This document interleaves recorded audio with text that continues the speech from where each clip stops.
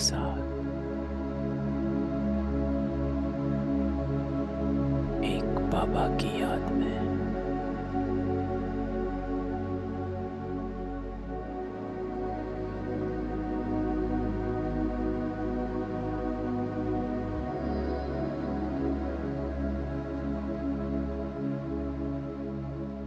अपने आप को बाबा के सामने और सम्मुख देख आज हमारा बाबा हमको क्या कहता है।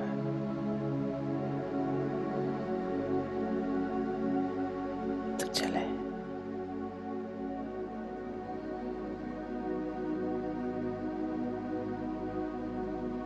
एकाग्र मन, एकाग्र बुद्धि एक बाबा के सामने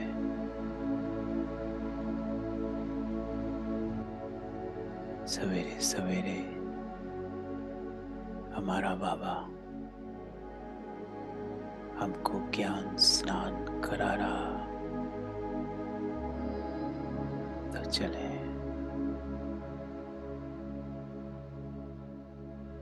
ओम शांति।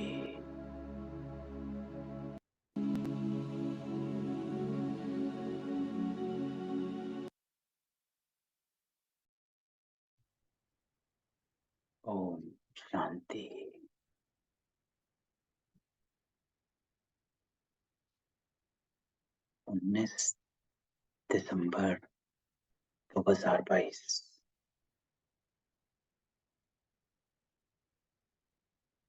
मीठे बच्चे, शिव बाबा इस समय तुम्हारे सामने हाजिर नाजिर है। तुम्हें पहले ये निश्चय चाहिए कि हमको पढ़ाने वाला स्वयं शिव बाबा है, कोई देहधारी नहीं। तो आज बाबा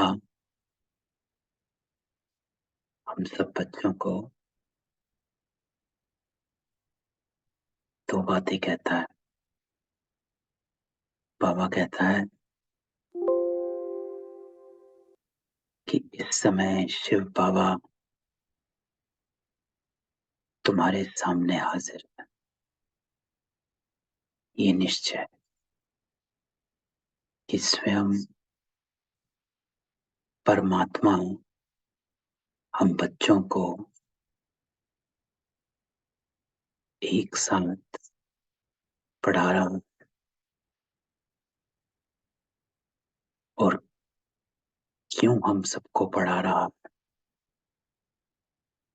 और हमें ही क्यों पढ़ा रहा है। तो इन सब बातों को बाबा कहता है कि मैं तुम्हारे सामने हाजिर नाजिर और आप बच्चे मेरे सामने हाजिर नाजिर हो। आप इसलिए मेरे सामने क्योंकि आप वही कल्प पहले यूं ही मेरे सामने नहीं आए हो।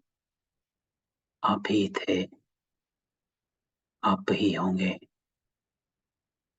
और आप ही हैं।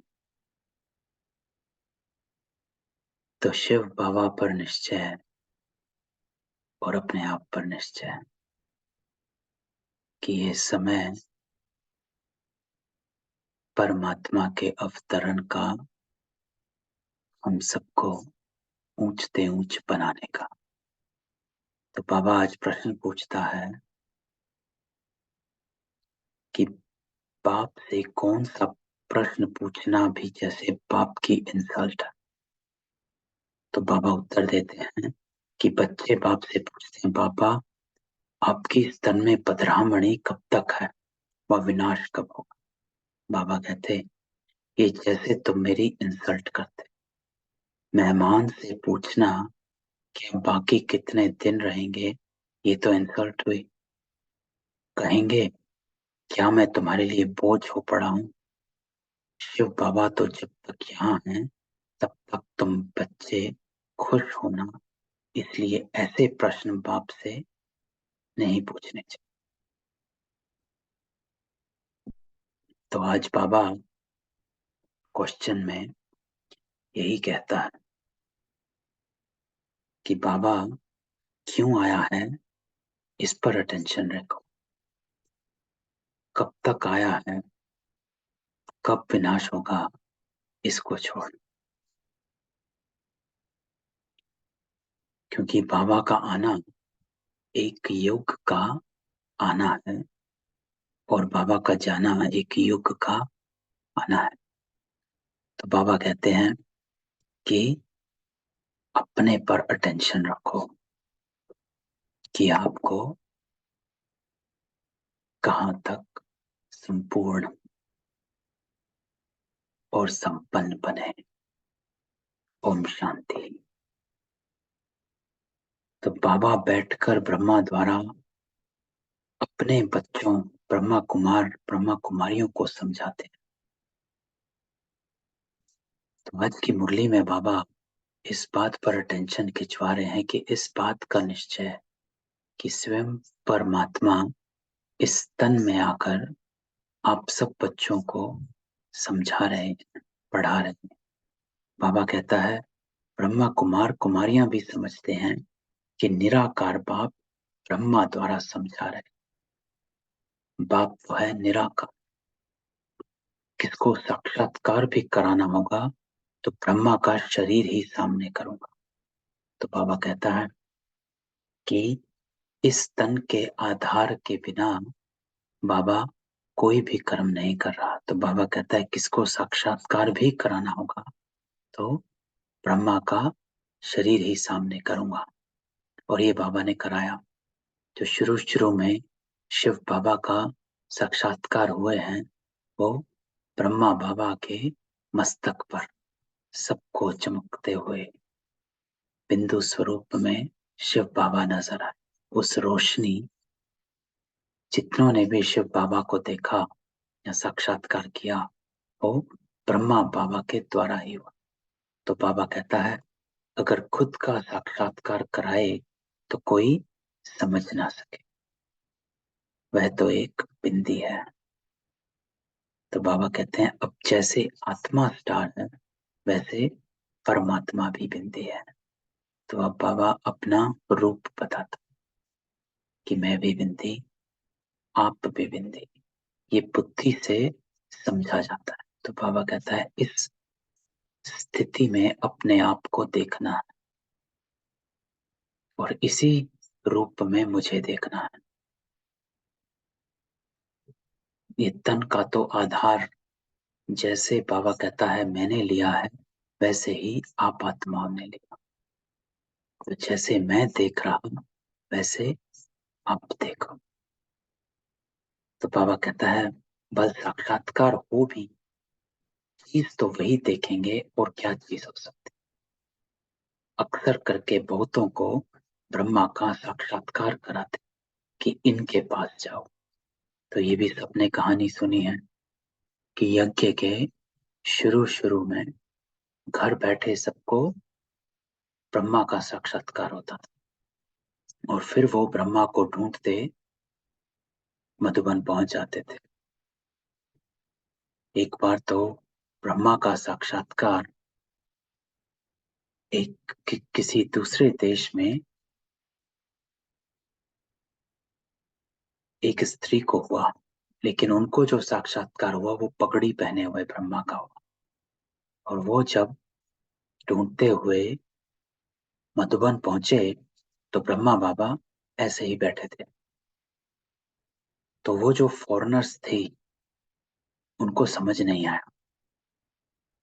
वो कहते हैं कि ये नहीं था, जिसको मैंने देखा वो उनकी शक्ल अलग थी।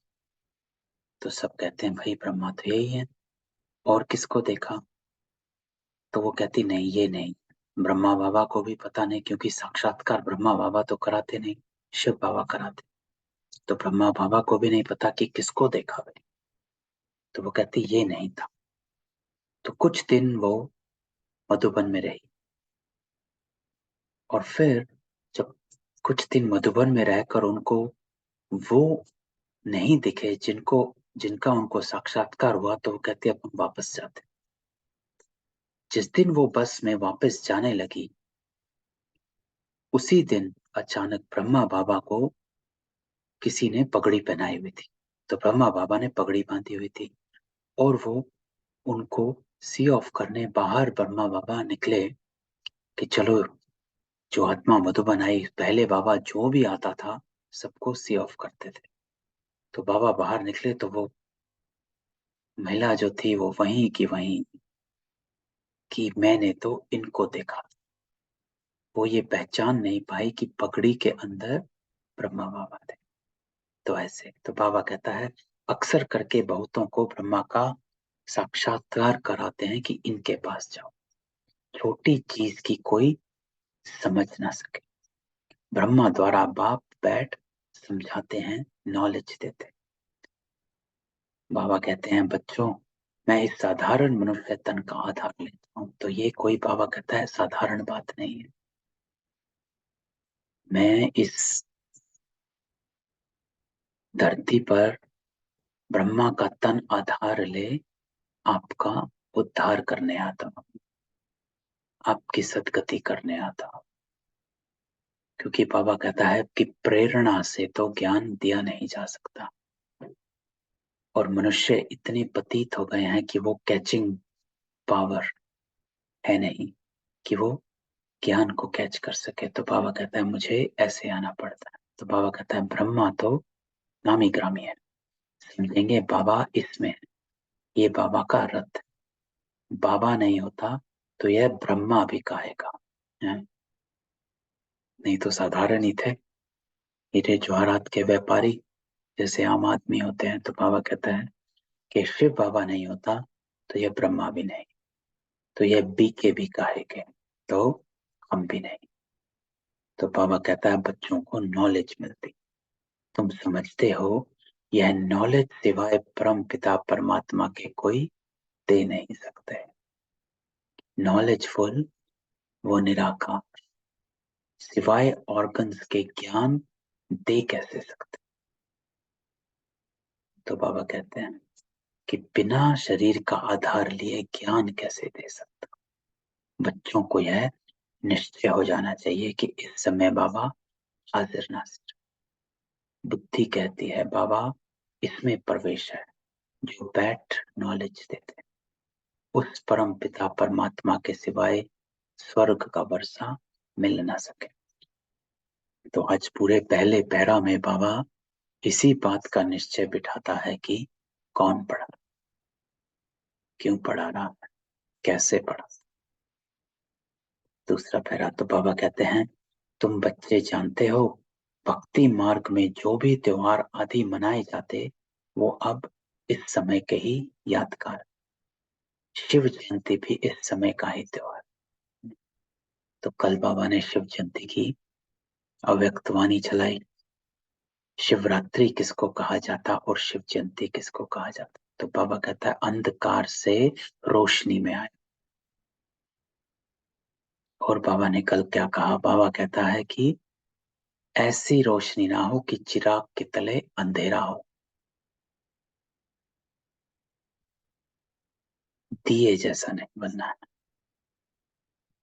क्योंकि दीवे के नीचे अंधेरा होता। आपको लाइट हाउस बनना, दीवे के नीचे अंधेरा अर्थात अंदर बाहर एक समान बना। ऐसा नहीं कि अंदर अंधियारा और बाहर से रोशनी दिखा रहे। तो बाबा कहता है, कल बाबा ने कहा दिए समान नहीं बनना। शिवरात्रि अर्थात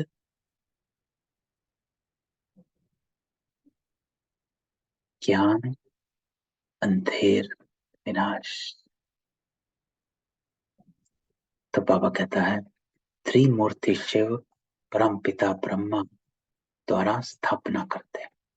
श्री कृष्ण थोड़े ही नहीं दुनिया की स्थापना करेंगे। तो कल बाबा ने त्रिमूर्ति के त्रिसंबंध हमको बताए, वर्षा का, गॉडली स्टूडेंट का, और गुरु के फॉलोअर, सतगुरु को फॉलो करते करते सतगुरु के साथ निकल जाएंगे। तो बाबा कहता है त्रिमूर्ति शिव परम पिता परमात्मा ब्रह्मा द्वारा स्थापना करते, ब्राह्मण कुल चला आता है।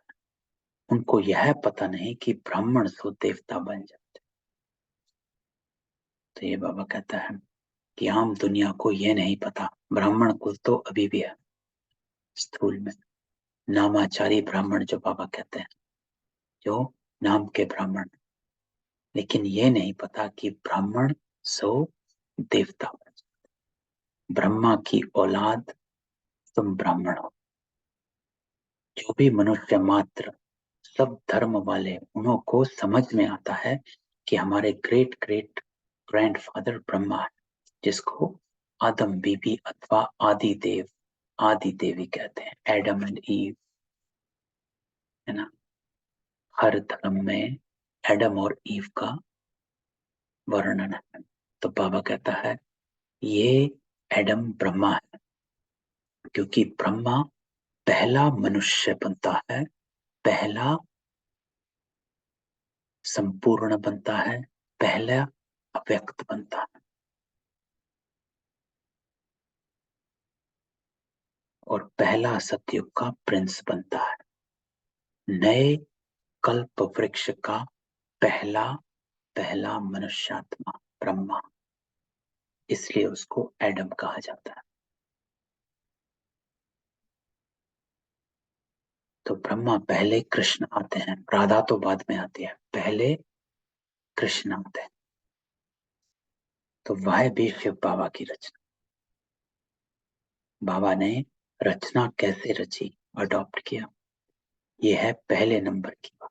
अलफ के बाद फिर बे, तो पहले अलफ फिर बादशाही, है ना। जब तक बाबा ना आए तो बादशाही तो मिल नहीं सकती। तो बाबा कहता है पहले अलफ बाबा, फिर बे बादशाही। इन बातों को जो अच्छी रीति समझते हैं वही ऊंच पद पाते हैं। तो बाबा कहता है ये ज्ञान समझना है कि कौन आया है और आकर शिव जयंती मनाते हैं, और आप ब्राह्मण बच्चों को अडॉप्ट करते हैं। तीसरा पैरा, तो बाबा कहता है अभी तुम बच्चे समझते हो मनुष्य कितना घोर अंधियारे में, कल्प पहले भी जब आग लगी थी तब जगे थे, वह सीन फिर होगी, होना भी जरूर है। दूसरे धर्म वाले इन बातों को समझेंगे नहीं, ना पुरुषार्थ करेंगे। बाबा सीधा बताता है कि आप यहाँ बैठे हो, आप मुरली सुन रहे हो क्योंकि आप इस धर्म के हो, इस बात का निश्चय है, इस बात का नशा होना चाहिए।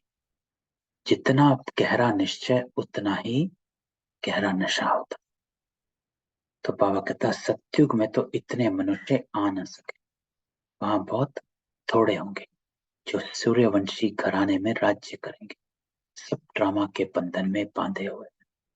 बाबा खुद कहते मैं भी ड्रामा के बंधन में हूं। बाबा इस बात को हमेशा स्पष्ट करता है कि ना मैं आपके बुलाने से आता हूं, ना मैं अपने मन से आता हूं। ड्रामा में जब पार्ट चलता है तो मैं पहुंच जाता हूं, कोई बात का रिस्पॉन्ड ड्रामा में होगा तो बताऊंगा। तो ड्रामा का सारा राज अभी थोड़ा ही बताऊंगा।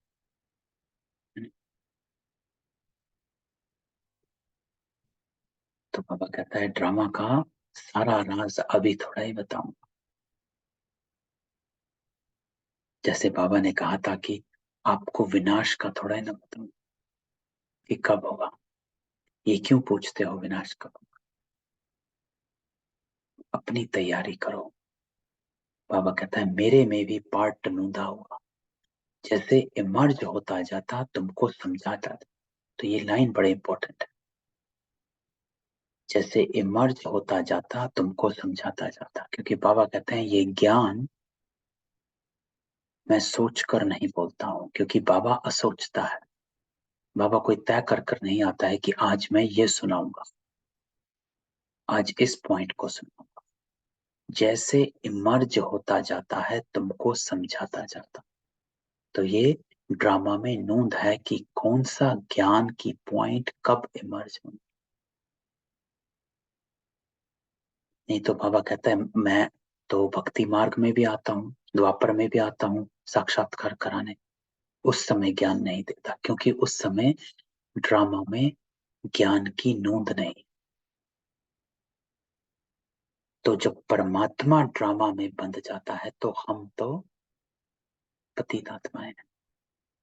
तो बाबा कहता है सब कुछ ड्रामा अनुसार ही चलता, उसमें फर्क नहीं पड़ सकता। तो ड्रामा की ढाल में अपने आप को अचल और अडोल रखना। सब कुछ ड्रामा अनुसार चलता। मैं क्यों ज्ञान में अब आया, पहले क्यों नहीं, मुझे क्यों नहीं समझा गया, ये क्यों हुआ वो क्यों हुआ। तो बाबा कहता है ड्रामा फुल स्टॉप लगवाता है। ड्रामा में नहीं होता तो रिस्पॉन्ड करेंगे नहीं। ऐसे नहीं कि अभी बता दूंगा कि बाकी इतने वर्ष। बाबा से पूछते बाबा कब तक इस शरीर में मुसाफिरी करेंगे, बताएंगे नहीं। तो बाबा कहता है ड्रामा में है नहीं तो क्या कर सकते, ड्रामा में होगा तो बताएंगे। तो बाबा भी ड्रामा में बंधा हुआ है। आज तक बाबा ने डेट नहीं बताई।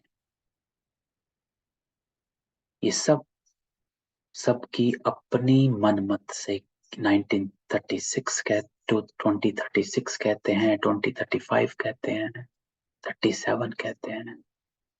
एक भी मुरली, सारी की सारी मुरली पढ़ डाली है, एक भी मुरली में डेट नहीं है।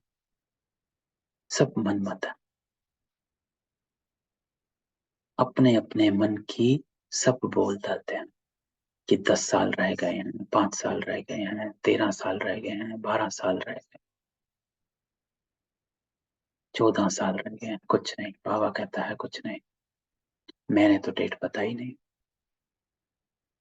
तो जब बाबा ने डेट नहीं बताई तो डेट कहां से आई। तो बाबा कहता है मैं डेट नहीं बताता क्योंकि सब कुछ अचानक होना है, तुझे संपूर्ण बनना। बस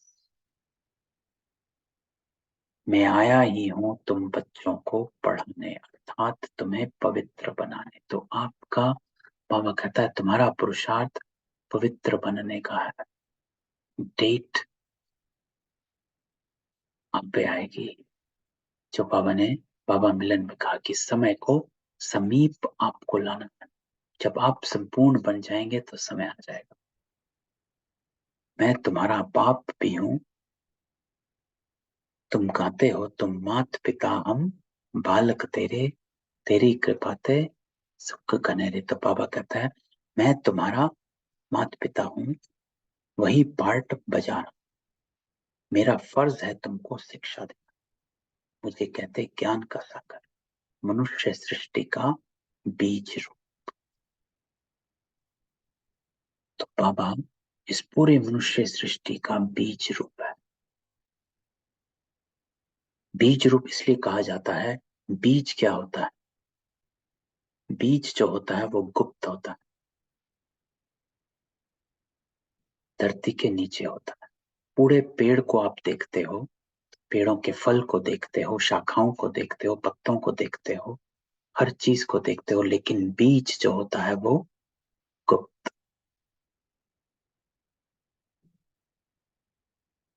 बीज नहीं नजर आएगा, बीज से नीचे जड़ें बन चुकी हैं, झाड़ बन चुका है। और इसलिए बाबा कहता है मैं बीज रूप हूं क्योंकि मैं गुप्त हूं। इसलिए बाबा अपने आप को हमेशा गुप्त रखते हैं और इसलिए वो ब्रह्मा बाबा का आधार लेते हैं और अपने को गुप्त रखते हैं। तो बाबा कहता है चैतन्य बीज तो सब कुछ बताएगा ना, और वो बीज जो है वो चैतन्य लिविंग। हम आप जैसे हैं, बस हमारे को ये शरीर मिला है और शिव बाबा शरीर अपना नहीं लेते हैं, नहीं तो कर्मों के बंधन में बंध जाएगा। तो शिव बाबा आधार ले लेते हैं, लेकिन जैसे हम और आप बोलते हैं वैसे शिव बाबा भी ब्रह्मा बाप का आधार ले मुरली सुनाता है। इस झाड़ पर बनियन ट्री का मिसाल दिया जाता है।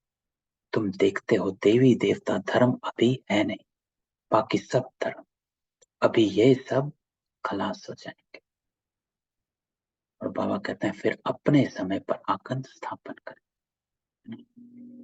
तो जो बाबा ने कहा आत्माओं का झाड़, मूल वतन में आत्माओं का झाड़ है, जो सब अपने अपने टाइम पर एक एक करके सब नीचे आते हैं।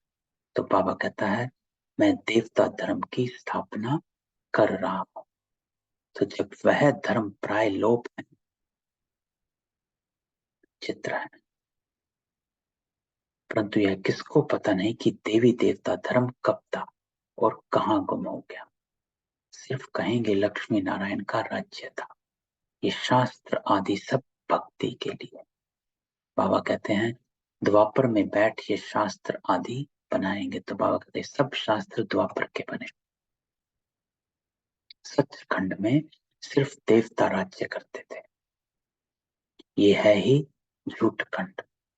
वहां तो कोई भी पाप नहीं होता। अभी बाप तुमको पुण्य आत्मा बना रहे हैं। तो ये लाइन बाबा कहता है कि मैं आता हूं आपको सत्य कर्म करना सिखलाने, पुण्य आत्मा बनाने। तो क्या मैं पुण्य आत्मा बन रहा हूं?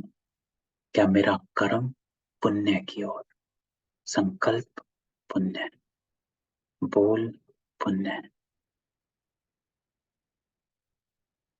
ये प्रतिज्ञा कि मैं पुण्य आत्मा बनकर ही रहूंगा।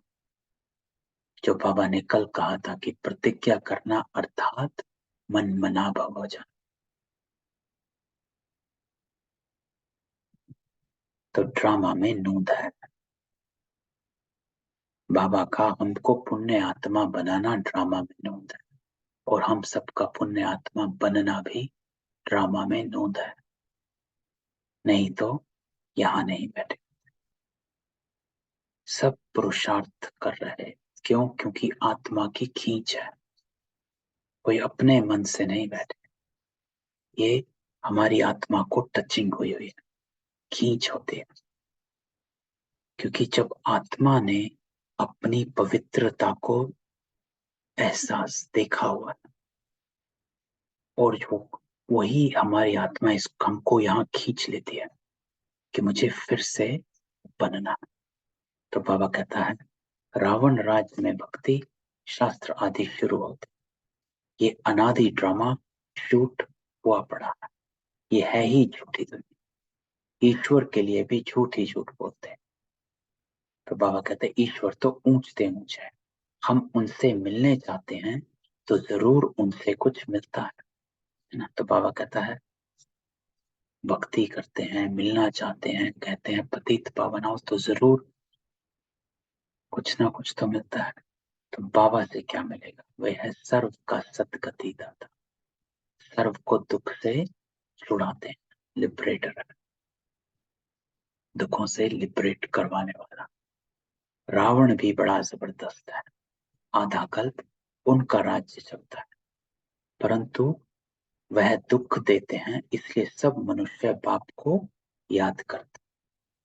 बाबा कहते हैं रावण तुम्हारी सारी राजधानी छीन लेता है, इतना जबरदस्त। अब तुमको मालूम पड़ा है बाबा हमको वर्षा देते हैं और रावण श्राप देते हैं। तो बाबा कहता है कि रावण अर्थात जैसे ही विकारों में आए सब छूट गया। और ये कहानी तो द्वापर के राजाओं की भी है, जो हम सब ने सुनी हुई है कि द्वापर में कितने राजाएं हुआ करते थे। भारत कितना सोने की चिड़िया कहा जाता था। लेकिन उन राजाओं ने क्या किया? भोग विलास में लग गए और राजाई खो दी। तो ऐसे ही बाबा कहता है आप लोग भी विकारों में आ गए और राजाई चली गई। तो बाबा कहता है मनुष्यों को यह पता नहीं है कि बाप कब वर्षा देते। श्री कृष्ण का नाम गीता में डालने से गीता को झूठा कर दिया। बड़े से बड़ी भूल ये है। तो बाबा कहते हैं ये बाबा भी तो नारायण का पक्का भक्त था, गीता पढ़ता है ना। ये तो हम सबको पता है कि ब्रह्मा बाबा गीता रोज सुबह 4 बजे उठकर पढ़ा करते थे और नारायण का चित्र अपनी जेब में रखा करते थे और पूरे भक्त थे। गीता पढ़ने बगैर कोई काम नहीं करता था। ब्रह्मा बाबा तो बचपन से गीता पढ़ते रहते थे, ट्रेन में भी जाते थे तो गीता पढ़ते। तो बाबा कहता है कि जब साक्षात्कार हुआ, निश्चय हो गया कि बाप हमको यह लक्ष्मी नारायण का वर्षा देते हैं। तो ब्रह्मा बाबा को जब बाबा कहते हैं जब साक्षात्कार हुआ तो उनको 1 सेकंड में निश्चय हो गया कि मैं ये बनूंगा। अभी तो बहुत कुछ समझ में आ गया। शिव बाबा समझाते रहते, कभी कोई शास्त्र नहीं उठा, बाबा सुना। तो बाबा आज कहता है उस दिन के बाद ब्रह्मा बाबा ने कोई शास्त्र नहीं उठाया, बस बाबा सुना, अर्थात शिव बाबा सुना। ये भी कहते हैं मैं सुन रहा हूं, अर्थात ब्रह्मा भी कहते कि मैं सुन रहा हूं। कभी बाबा नहीं है तो यह भी सुनाते हैं। इसमें बाबा है इसलिए ब्रह्मा का नाम इतना। अजमेर में एक मंदिर बनाया परंतु कुछ समझते नहीं। श्री कृष्ण को मुरली दी, सरस्वती को सितार। तो सरस्वती को गॉडेज ऑफ नॉलेज कहा जाता, गॉड ऑफ नॉलेज। ब्रह्मा के बदले श्री कृष्ण को कह दिया मूंज करे। तो आज बाबा अपने अवतरण की कहानी सुनाता, कौन सी चीज कब कैसे होती है, क्यों आया है बाबा, कैसे करता है। आज बाबा इस बात पर हमको मुरली सुना। तो बाबा कहता है बाप बैठ बच्चों को समझाते हैं कि त्रिमूर्ति में श्री कृष्ण तो है नहीं, बल करके है परंतु गुप्त। राधे कृष्ण ही लक्ष्मी नारायण बनते हैं, यह भी किसको पता नहीं कि परम पिता परमात्मा ने समझाया था।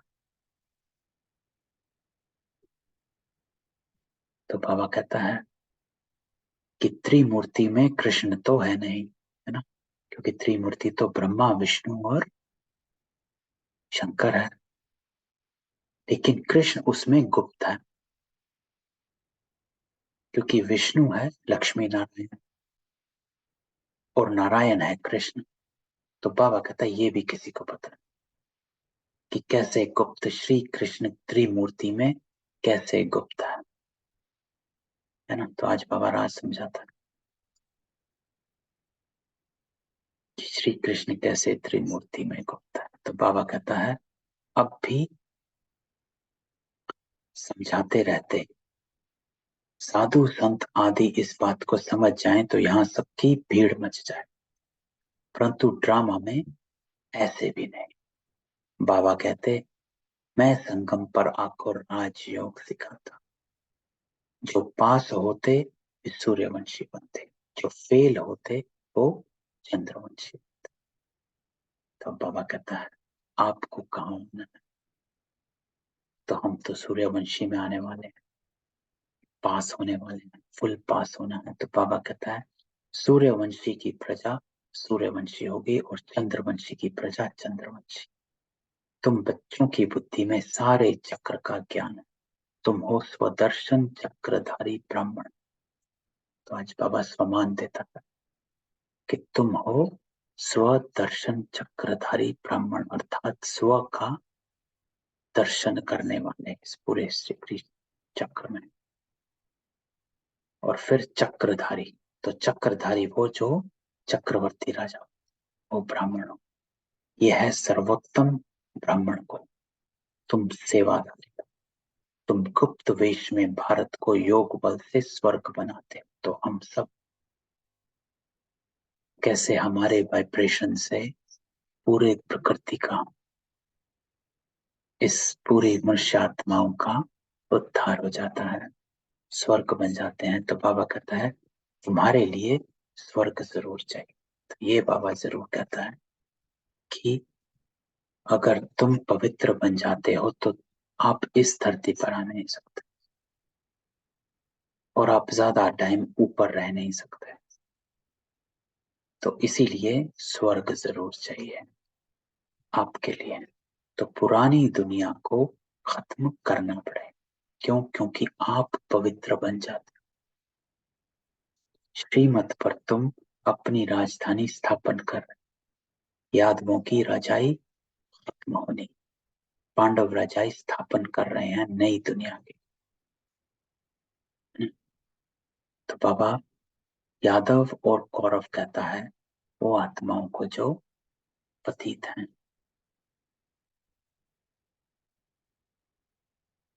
कौरव, रव होता है रोने वाले, को होता है क्या, क्यों, कैसे में गुम हो जाने वाले, अर्थात इन विकारों में ध्वस्त हैं। तो बाबा कहता है पुराने बम्बोर को आग लगनी है, यह भी समझते हो बाकी कितने दिन होंगे? बहुत थोड़े। बाकी कितना समय है ये हम पूछ नहीं सकते। तो बाबा कहते हैं मेहमान से पूछा नहीं जाता आप कितने दिन रहेंगे, कहेंगे मैं शायद बोझ हूं। तो शिव बाबा कहते हैं मैं यहाँ हूं तो तुम खुश रहते हो ना, फिर पूछते क्यों हो कि कब तक पधरामणी। ये पूछना भी जैसे इंसल्ट, इसमें भी लज्जा आनी चाहिए। ये पूछना तो ऐसा हुआ कि बाबा जल्दी जाए तो अच्छा, इसलिए ऐसे ऐसे सवाल बाबा से पूछ भी नहीं सकते। ऐसा बाबा तो कोई हो ना सके। तो बाबा कहते हैं बच्चे ही बाप को जान गए। श्री कृष्ण के लिए ऐसे नहीं कहेंगे कि इसमें परमात्मा है, श्री कृष्ण ही याद आता रहेगा, परमात्मा तो याद आ नहीं सके। तो बाबा कहता है श्री कृष्ण को ही देखते रहेंगे, अगर श्री कृष्ण आ गया तो श्री कृष्ण को देखते रहेंगे। तो बाबा ने एक बार कहा था मुरली में कि अगर मैं श्री कृष्ण के वेश में आ जाता तो मैं ब्राह्मण नहीं बना पाता, भक्तों की भीड़ लग जाती, पुरुषार्थ नहीं कर पाता। इसीलिए मैं साधारण तन में आता हूं, क्योंकि मुझे पहचानने वाले कोटों में कोई, कोई में कोई आत्माएं होती जो साधारण तन में परमात्मा को पहचानता है। श्री कृष्ण को तो कोई भी पहचान सकता है। तो बाबा कहता है कि श्री कृष्ण को ही देखते रहेंगे, शिव को याद ही ना करें। इसलिए तुम बच्चों को समझाया गया है कि शिव बाबा को याद करो। तो इसलिए बाबा कहता है कि मैं इस गुप्त वेश में, इस साधारण तन में इसलिए आता हूं ताकि आप मुझे आत्मिक स्थिति में स्थित होकर मुझे याद करो, मेरे समान बनना। क्योंकि अगर मैं श्री कृष्ण बन कर आता तो आप मेरे भक्त बन जाते, बच्चे नहीं बन पाते। तो बाबा कहता है देह अभिमान में नहीं रहना, श्री कृष्ण की महिमा कोई कम नहीं। तो बाबा कहता है मुझे आना ही है पराये देश पुराने शरीर। श्री कृष्ण तो रावण के देश में आ न सके। अब तुम जानते हो कि श्री कृष्ण की आत्मा पुनर्जन्म लेते लेते अब इस शरीर में है, ये अंतिम शरीर है, यही फिर नंबर 1 पावन शरीर बनता है। तो बाबा आज समझाता है कि क्यों बाबा ब्रह्मा के तन में आता है, क्योंकि ये नंबर 1 और ये अंतिम शरीर है। तो इसीलिए बाबा जो नंबर 1 है उसी में आता है। ये सब बातें और कोई की बुद्धि में आ न सकती। रावण का चित्र बनाते हैं परंतु समझते नहीं कि रावण की प्रवेशता कब से हो, जलाते ही जाते हैं। मर जाए तो फिर जलाना बंद कर दे, मरता नहीं, हर वर्ष जलाते। बाबा कहते हैं ये सब है भक्ति। तो बाबा कहते हैं मैंने तुमको सूर्यवंशी चंद्रवंशी बनाया, तुम फिर शुद्रवंशी बन गए, अब फिर तुमको सूर्यवंशी चंद्रवंशी बना। तो बाबा हमारे को 1 सेकंड में पूरे चक्र का राज समझा देता है कि कैसे मैं आता हूँ और कैसे तुम फिर शूद्रवंशी बनते हो और फिर मैं कैसे तुम्हें सूर्यवंशी चंद्रवंशी बनता हूँ। तो बाबा कहता है अभी तुम जानते हो हम विश्व पर जीत पाते हैं फिर हार खाते। जब देवी देवता धर्म था तो और कोई धर्म नहीं, अब फिर वह धर्म स्थापन होगा तो और सब धर्म खत्म हो जाए, आसार भी तुमको देखने में नहीं। तो बाबा कहता है कितना साइंस का काम चल रहा है, खुशी भी मना। ऐसा एरोप्लेन निकलेगा जो 3-4 घंटे में लंदन पहुंच जाएगा। आजकल एरोप्लेन में हाथी बंदर मेंढक सब जाते हैं। ये सुख के लिए भी हैं तो दुख के लिए भी है। तो बाबा कहता है कि जो भी साइंस के साधन है वो साइंस के साधन सुख के लिए भी और दुख के लिए भी। वहां विमान में घूमते हैं सतयुग में। अभी तुम ऊंची तकदीर बनाने के लिए तुम सो देवी देवता बन रहे हो। तो मूल बात बाबा कहता है कि किसी को ये पता नहीं कि आप ब्राह्मण देवता बन रहे हो। स्वर्ग का नाम गाते हैं परंतु जानते नहीं कि स्वर्ग कब था। कहते हैं स्वर्ग बता रहा तो जरूर नर्क में था, परंतु सीधा कहो तुम नर्कवासी हो तो गुस्सा लगे। अब तुम्हारे में ताकत है। बाबा कहता है तुम कह सकते हो कि तुम पतित पावन को बुलाते हो तो जरूर पतित हो। तो बाबा कहते अब झाड़ झड़ी भूत अवस्था को पाया हुआ। महाभारी लड़ाई मशहूर है, तुम जानते हो हम आए हैं राजाई लेने, तो क्यों बैठे हैं यहाँ पर। तो बाबा सबको कहता है कि अपने आप से पूछो कि क्यों बैठे हो, कि तुम आए हो राजाई लेने। हम स्थापना के निमित्त हैं और स्थापना किसकी, पवित्र दुनिया की। तो जब हम खुद पवित्र बनेंगे तो इस पवित्र दुनिया की स्थापना कर पाएंगे। तो हम स्थापना के निमित्त हैं। आगे चल ये सन्यासी महात्माएं भी तुम्हारी बात मानेंगे। ये सब ड्रामा नहीं होता है। आज तो देखो आजकल तो महामंडलेश्वर भी जो एकदम कट्टर गीता के प्रचारक हैं वो भी मान गए कि ब्रह्मा कुमारी सत्य ज्ञान सुनाता। आज तो मीठे मीठे सिकिलते बच्चों प्रति माता पिता बाप दादा का याद प्यार, गुड मॉर्निंग। रूहानी बाप की रूहानी बच्चों को नमस्ते। हम रूहानी बच्चों की रूहानी बाप दादा को याद प्यार, नमस्ते और गुड मॉर्निंग। धारणा तो आज बाबा कहता है गुप्त रूप में योग बल से भारत को स्वर्ग बनाने की सेवा, रूहानी सेवाधारी बनना। तो जैसे बाबा गुप्त है, बीज रूप है, वैसे हम सब भी गुप्त हैं। अभी हम जड़ों में है, फाउंडेशन में है। इस कल्प वृक्ष के जड़ें जो होती हैं गुप्त होती हैं। तो हम कल्प वृक्ष की जड़ों में तपस्या कर रहे ब्राह्मण हैं, गुप्त हैं। और जब तक इसीलिए गुप्त रूप में योग बल होता है कि जितने तपस्वी होते हैं, क्योंकि झाड़ के जड़ों में तपस्वी बैठते हैं। तो हम तपस्वी ब्राह्मण बाबा के साथ जड़ों में बैठे हैं और क्योंकि हम तपस्वी हैं तो हम योग बल जमा करते हैं और इस योग बल से हम पूरे भारत को, इस पूरे विश्व को स्वर्ग बनाते, रूहानी सेवाधारी बन जाते। बाबा कहता है गुप्त रूप में, तो अपने आप को गुप्त सेवाधारी समझना। दूसरा बाबा कहता है हमारा सर्वोत्तम ब्राह्मण कुल है, हम स्वदर्शन चक्रधारी हैं इस नशे में। किसी भी बात में संशय नहीं। तो जितना पक्का निश्चय उतना नशा। कि हम कौन है? वरदान। तो बाबा कहता है परमात्म चिंतन के आधार पर सदा बेफिक्र रहने वाले निश्चय बुद्धि निश्चिंत भावा। तो आज बाबा हमको वरदान देता है निश्चय बुद्धि निश्चिंत भावा, अर्थात निश्चय बुद्धि निश्चिंत बन जाओ। जितना निश्चय बुद्धि होगी उतनी निश्चिंत स्थिति होगी, क्योंकि निश्चय अर्थात फेथ, ट्रस्ट।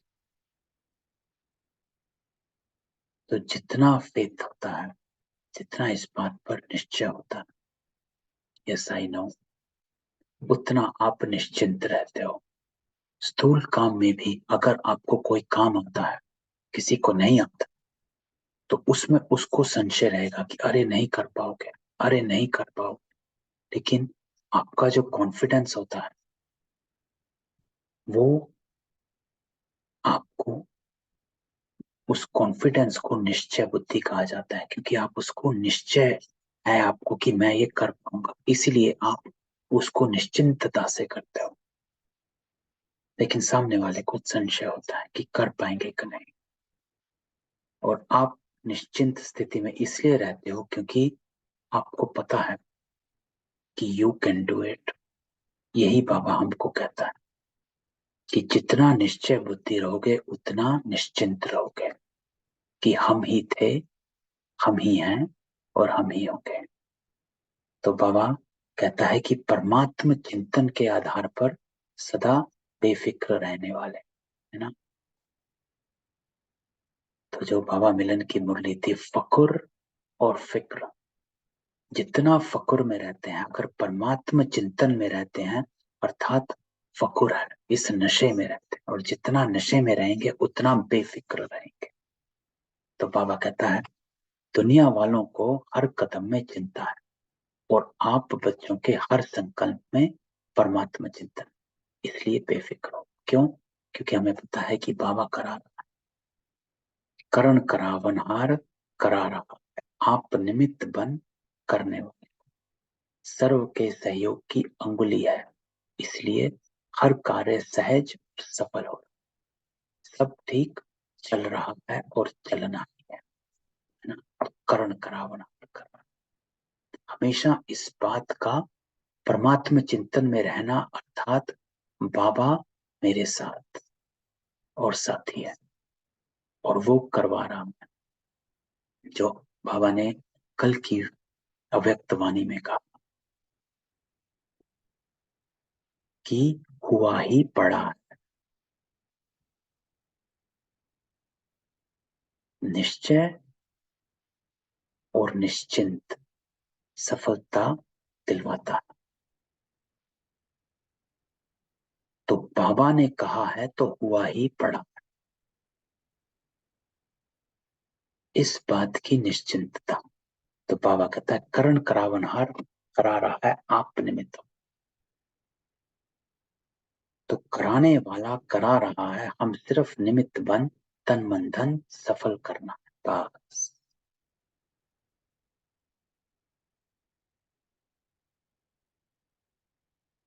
तो जैसे बाबा ने कल अव्यक्त वाणी में कहा था कि आपका चेंज होना स्वाभाविक है, होना ही है। तो आपका संस्कार जब सामने आता है तो हमेशा इस बात को इमर्ज करो कि बाबा मेरा संस्कार चेंज करवा रहा है, तो हुआ ही पड़ा है। बस आपको क्या करना है, हमें सिर्फ निमित्त बन तन मन धन सफल करना, अर्थात कोई सफल करना, अर्थात कोई मैंपन नहीं, मेरा नहीं है तन, ना मन मेरा है, ना तन मेरा है, ना धन मेरा। तो कल जब बाबा ने कहा कि मन मनाभव ही, मन मनाभव बनना, इसको प्रतिज्ञा कहा जाता है। कि मैं बाबा का हूं, बाबा करा रहा हूं, सब बाबा। यही है बेफिक्र निश्चिंत स्थिति। स्लोगन, सदा संतुष्टता का अनुभव करना है तो सबकी दुआएं लेते रहो। तो बाबा कहता है अपने कर्मों को क्लियर रखो और क्लीन रखो और दुआएं जमा करो, तो आपसे भी संतुष्ट रहोगे और बाकी भी आपसे संतुष्ट रहेंगे। तो ओम शांति। ये थी आज की बाबा की मुरली। तो आज की बाबा की मुरली जो है इस निश्चय पर है कि इस बात का निश्चय सबको हो कि कौन पढ़ाना, कैसे पढ़ाना और किन को पढ़ाना और क्यों पढ़ाना, है ना।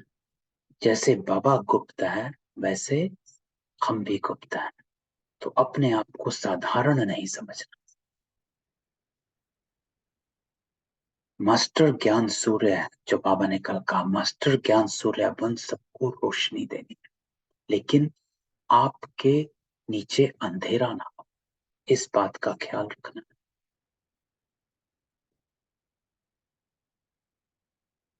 तो जितना हमारे अंदर बाहर एक समान रोशनी होगी उतना ही औरों को रोशनी मिल सकेगी। और दूसरा आज बाबा कहता है इस फक्र में रहना कि आप सर्वोत्तम सर्वोच्च ब्राह्मण कुल की आत्मा हो, कोई साधारण नहीं। इस पूरी सृष्टि के उद्धार करने वाली आत्मा, साधारण नहीं, ये नशा। ठीक है। तो ये थी आज की बाबा की मुरली। किसी का कोई क्वेश्चन हो मैं सबको अनम्यूट कर दूं? नहीं।